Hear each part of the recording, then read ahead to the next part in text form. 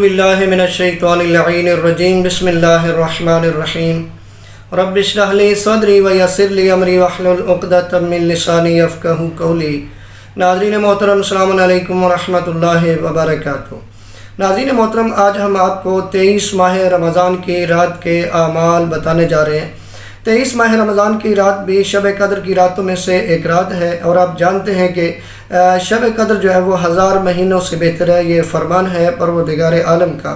پروردگار فرماتا ہے لیلۃ القدر خیر من الف شہر، کہ جو لیلۃ القدر ہے، شب قدر جو ہے، یہ 1000 مہینوں سے بہتر ہے۔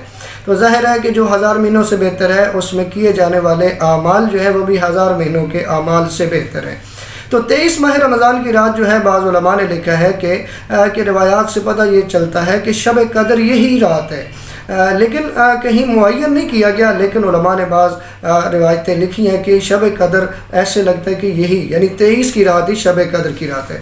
پہلی دونوں راتیں جو ہیں 19 اور 21 کی، روایات میں ملتا ہے کہ ان دونوں سے یہ افضل رات ہے جو 23 ماہ رمضان کی رات ہے۔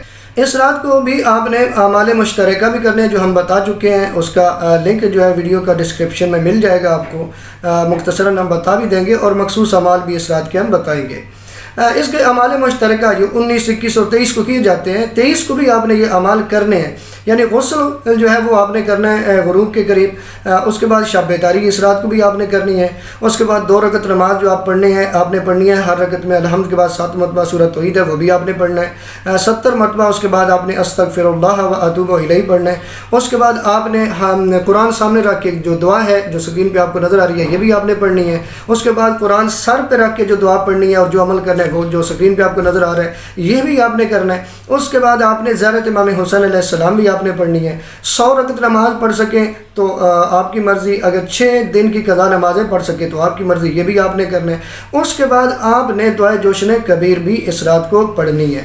اس کے بعد اس کے 23 کے جو مخصوص اعمال ہیں، ان مخصوص اعمال میں سے ایک عمل یہ ہے کہ سورہ عنکبوت پڑھی جائے۔ سورہ عنکبوت جو ہے یہ 20ویں پارے میں آپ کو مل جائے گی، اور سورہ کا نمبر جو ہے وہ ہے 29، یعنی 29۔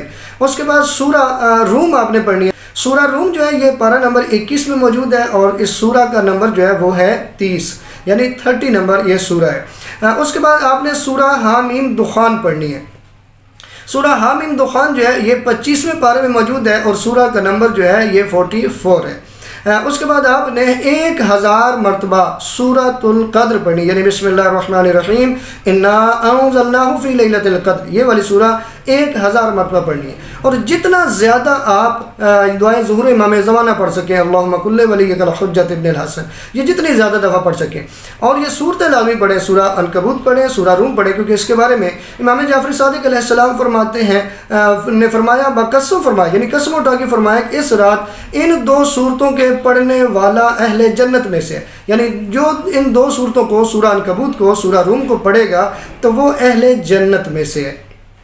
تو یہ عمل بھی، یہ صورتیں بھی آپ نے کرنی ہے، اعمال مشترکہ بھی کرنی ہے، اور 8 رکعت نماز ہے وہ بھی آپ نے پڑھنی ہے، جو 2 کر کے آپ پڑھیں گے، 4 دفعہ پڑھیں گے تو وہ ہو جائے گی۔ اور ہر رکعت میں الحمد کے بعد کوئی بھی آپ سورہ پڑھ سکتے ہیں، جو آپ کو یاد ہو آپ پڑھ سکتے ہیں۔ یہ 8 رکعت نماز بھی پڑھیں، اور نماز شب پڑھنا مت بھولیے گا، نماز شب بھی ضرور پڑھیے گا، اور جتنی دعائیں پڑھ سکتے ہیں، جتنے اعمال کر سکتے ہیں، جتنی نماز پڑھ سکتے ہیں، اور جتنی دعائیں اپنے لیے کریں، اپنے عزیز و اقارب کے لیے کریں، اپنے والدین کے لیے کریں، جتنی دعائیں کر سکتے ہیں۔ یہ منظوری کی راتیں ہیں، یعنی ان راتوں میں دعائیں قبول ہوتی ہیں، آپ کے اعمال قبول ہوتے ہیں، اور آپ کی پریشانیاں انشاءاللہ دور ہو جائیں گی۔